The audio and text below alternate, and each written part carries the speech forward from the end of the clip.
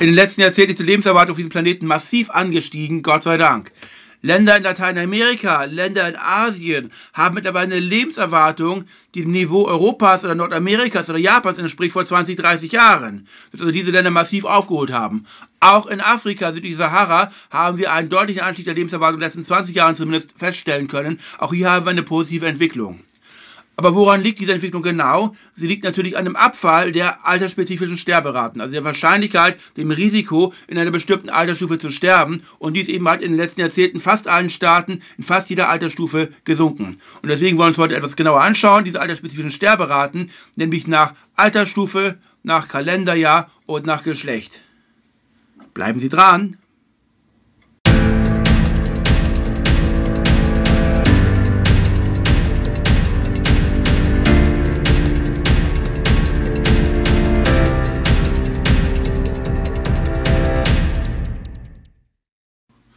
Also um 1960 herum haben wir, wie gesagt, eine sehr niedrige Lebenserwartung in weiten Teilen der Welt, vor allem in Afrika und Teilen Asiens. Lateinamerika hat schon eher den Anschluss gefunden, die Entwicklung in Nordamerika, wo die Lebenserwartung ja auch in den folgenden Jahrzehnten weiter anstieg, aber nicht mehr ganz so schnell wie in den Jahrzehnten zuvor. Und im pazifischen Raum haben wir da natürlich positive Ausnahmen. Hat Japan natürlich sehr stark den Anschluss an die westliche Welt gefunden, aber auch Ozeanien, Australien natürlich auch sehr stark. Aber wie gesagt, Sorgenkinder sind selbst damals noch 1960 China gewesen, Indien gewesen und natürlich vor allen Dingen Afrika, südliche Sahara, Schwarzafrika, das hier noch eine sehr niedrige Lebenserwartung hatte und auch in den folgenden Jahrzehnten, erst so bis etwa zum Jahr 2000, kaum die Lebenserwartung hat steigern können. Und erst in den letzten 20 Jahren, etwa seit dem Millennium, haben wir auch in Afrika, südliche Sahara, eine positive Entwicklung, dass dort die Lebenserwartung weiter ansteigt. Und jetzt in der Gegenwart, kurz vor 2020, 2018 herum, ein ganz anderes Bild. Japan hat mittlerweile die höchste Lebenserwartung der Welt. Westeuropa ist generell auch über die Schwelle von 80 Jahren getreten, ebenso Kanada. Die USA hinken ein bisschen hinterher, haben den Anschluss verloren. Aber selbst ein Land wie Chile ist wiederum über dem 80er-Level angelangt. Auch hier also in der ehemals dritten Welt eine sehr, sehr positive Entwicklung. Und Asien generell stark im Kommen. In Südostasien, Ostasien haben wir eine sehr gute Entwicklung. Auch Indien hat den Anschluss deutlich gefunden. In Afrika, südliche Sahara würde man natürlich von dem Bild jetzt immer sagen, die sind nach wie vor zurückgeblieben, was ja auch stimmt. Aber die Entwicklung generell ist eine positive. In den letzten 20 Jahren haben wir in Afrika einen deutlichen Anstieg auch hier gesehen. Nun verkleinern wir den Maßstab sowohl in geografischer Hinsicht und gehen nur auf Deutschland ein, beziehungsweise in zeitlicher Hinsicht auf die letzten 15 Jahre ein. Und auch hier, wie gesagt, ein Anstieg der Lebenserwartung. Also in den 15 Jahren ist die Lebenserwartung in Deutschland nochmal um 2 Jahre angestiegen. Sie nimmt etwas langsamer zu momentan als in den letzten Jahrzehnten, aber sie nimmt hier kontinuierlich weiter zu. Eine ganz positive Entwicklung, die typisch für viele andere Industriestaaten ist. Es sei nochmal daran erinnert, dass die Grundlage für die heutige Sendung, dass die Lebenserwartung ja berechnet wird, ausschließlich aus den altersspezifischen Sterberaten, der Wahrscheinlichkeit pro Altersstufe zu sterben. Wenn Sie mir das nicht glauben wollen, wie gesagt, ich habe eine Folge gedreht, wo das genau dargelegt wird, wie das genau berechnet wird, können Sie da nochmal nachschauen. Also ausschließlich die altersspezifischen Sterberaten begründen die Lebenserwartung und diese Sterberaten sinken und die Lebenserwartung steigt. Das ist die logische Konsequenz daraus. Je weniger gestorben wird, desto länger lebt man. Und das ist eben diese ganz einfache mathematische Grundlage des Ganzen. Und wir schauen uns die altersspezifischen Sterberaten jetzt genauer an. In der Waagerechten haben wir jetzt das Lebensalter von 0, Neugeboren, bis 100, bis zum Kreisen. Und in der Senkrechten haben wir dann eben halt die Sterbewahrscheinlichkeit, das Sterberisiko drin. Das ist hier jetzt logarithmisch skaliert. Das heißt, also, die Teilstriche geben wir den Faktor 10 an. Also die Werte sehr oben sind sehr viel größer als die Werte unten. Aber dann kann man eben halt mit der logarithmischen Skalierung auch unten etwas weiter auffächern, kann dort feine Unterschiede feststellen. Und oben ist es halt ein bisschen etwas gestauchter. Und wenn Sie einen Wert eben halt hier haben, im Alter von 90, von 100, von etwa 0,3.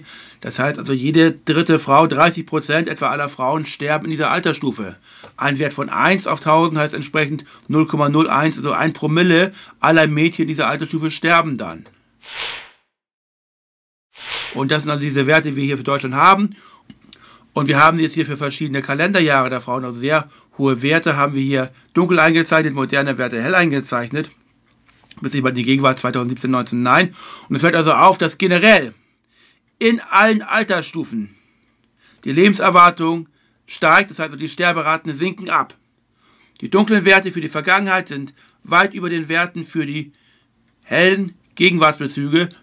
Nur, das ist nicht in allen Altersgruppen gleich. Beachten Sie ganz wesentlich, dass gerade in den jungen Jahren der Fortschritt in der altersspezifischen Sterberate, der Abfall der altersspezifischen Sterberate sehr viel stärker prozentual ist als der Abfall in den sehr hohen Altersstufen. Dort haben wir fast keinen Abfall der altersspezifischen Sterberate, aber einen massiven Rückgang in den jungen Jahren, wo eben halt die altersspezifische Sterberate sehr stark fällt. Das hängt natürlich sehr stark mit der Abnahme der Infektionskrankheiten in den letzten 100 Jahren zusammen, die also hier von Jahrzehnt zu Jahrzehnt weniger geworden waren und die also jetzt hier entsprechend viel weniger Tode verursachen. Das ist eine ganz, ganz wesentliche Entwicklung, aber auch Dinge wie Unfall, Hygieneverhalten und andere Dinge mehr, andere Krankheiten spielen hier eine Rolle, dass also hier die altersspezifischen Sterberate gerade in jungen Altersstufen sinken. Wie gesagt, bei den Alten haben wir relativ wenig Eingriffsmöglichkeiten. Im hohen Alter sinkt die altersspezifische Sterberate kaum. Das ist ein ganz wesentlicher Unterschied. Wenn wir nochmal uns an die Waagerechte halten, was die Altersstufen anbelangt, wir können hier erkennen, dass die Säuglingssterblichkeit immer noch höher ist als die Sterblichkeit roundabout im Alter 8, 9. Dort haben wir bei den Frauen, bei den Mädchen die niedrigste Sterblichkeit von allen Altersstufen drin. Und das ist schon mal eine ganz wesentliche Erkenntnis. Also die Sterblichkeit nimmt ab in den ersten Jahren, aber dann nimmt sie permanent zu. Wir haben einen gewissen Vorschub, eine gewisse Beschleunigung um die Altersstufe 20 herum. Da sieht man an Dingen wie Liebeskummer, Selbstmord, Drogenunfall, allgemein unvorsichtiges Verhalten, Unfall generell, Disco-Unfall und solche Dinge mehr, die eine Rolle spielen.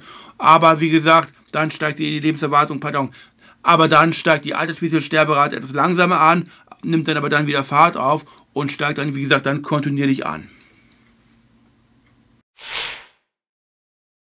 Alles, was die Frauen gesagt haben, gilt auch für die Männer. Sehen, dass hier jetzt genau das gleiche Muster wieder vorkommt.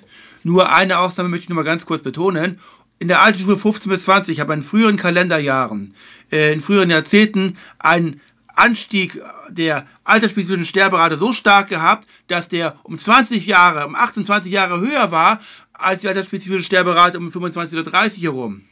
Dass hier gewissermaßen die altersspezifische Sterberate ab 20 roundabout dann wieder etwas abfiel, einige Jahre hinein. Und das liegt immer daran, dass für die Männer noch sehr viel mehr als für die Frauen das, was ich eben aufgezählt habe, mit den Disco-Unfällen, mit dem risikohaften Leben, mit Drogenunfällen und so anderen Dingen, noch sehr viel mehr zugetroffen hat als für Frauen, sodass sie davon sehr viel stärker betroffen waren. Dass sich hier gewissermaßen ein richtiger Balk gebildet hat, ein richtiger Buckel an Übersterblichkeit, die man auch sehr gut grafisch rausarbeiten kann, die also jetzt hier einfach auf übermäßigem risikobewussten Verhalten oder übermäßigem risikounbewussten Verhalten zurückzuführen ist, die also zur Sterblichkeit geführt hat.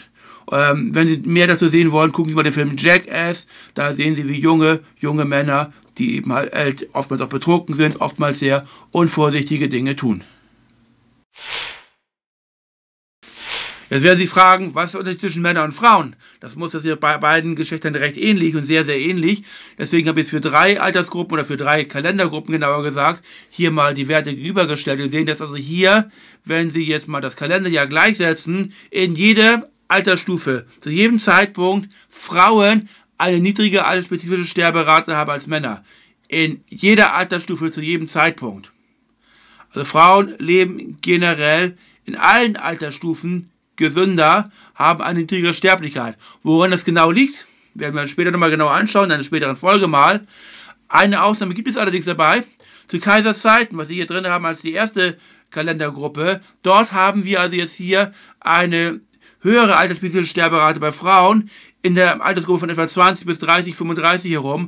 Und das liegt natürlich daran, dass damals die Geburtsmedizin noch nicht so weit entwickelt war und also da eben halt Hygieneprobleme auftraten, die dazu geführt haben, dass Frauen insgesamt hier eine höhere altersspezifische Sterberate gehabt haben. Nichtsdestotrotz haben sie bereits zu Kaisers Zeiten auch eine höhere Lebenserwartung gehabt, weil in allen anderen Altersstufen dort die Sterberate für Frauen niedriger war als die für Männer. Wir hatten ja eben ja schon festgestellt, in den niedrigen Altersstufen haben wir einen massiven Rückgang der altersspezifischen Sterberate.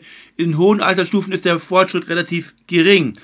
Und das führt dazu, dass die Lebenserwartung für Neugeborene sehr viel stärker steigt als die Lebenserwartung, die Restlebenserwartung für höhere Altersgruppen. Ich habe diese Grafik mal vorbereitet, jetzt jedenfalls mal für die Männer mal zuerst und wir haben uns in der Waage gerechnet jetzt hier die Kalenderjahre, nachdem die Lebenserwartung jetzt berechnet worden ist, und wir haben hier in der fetten, dunklen Linie den Anstieg der Lebenserwartung in Deutschland in den letzten 130, 40 Jahren drin, für die Nulljährigen.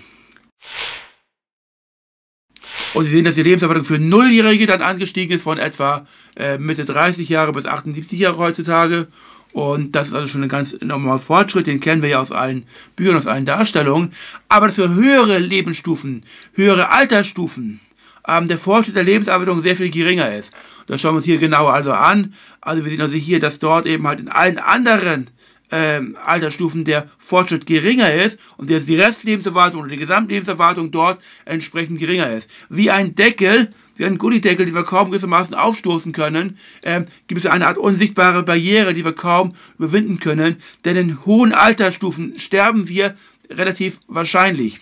Also 80, 90 Jahre haben eine hohe altersspezifische Sterberate und da kommen wir kaum drum rum. Weil wir diese Sterberate kaum absenken können, können wir da die restliche Lebenserwartung kaum steigern. Und deswegen ist also mit 90 Jahren zwar das Leben heute länger oder die Lebenserwartung länger als noch vor 150 Jahren, aber nicht sehr viel länger. Aber wenn Sie heute 90 Jahre alt sind, heißt es nicht, dass Sie noch 20, 30 Jahre vor sich haben. Auch das gilt leider nach wie vor nicht.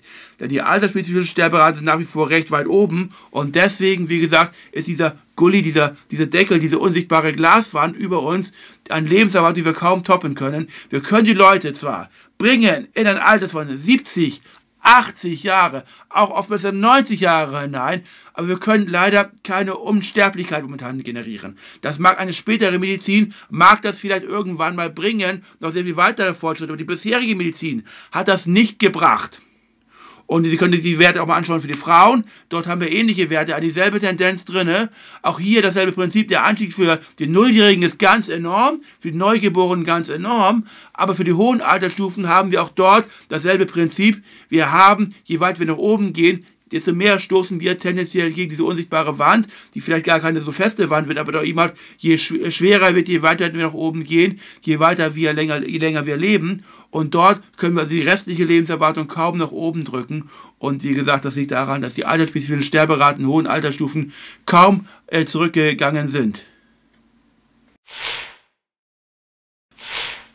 Also, wir bringen die Leute in ein hohes Alter, wir lassen sie 70, 80, 90 Jahre alt werden, dann verlassen uns langsam unsere Möglichkeiten, die Lebenserwartung, die restliche Lebenserwartung noch zu steigern.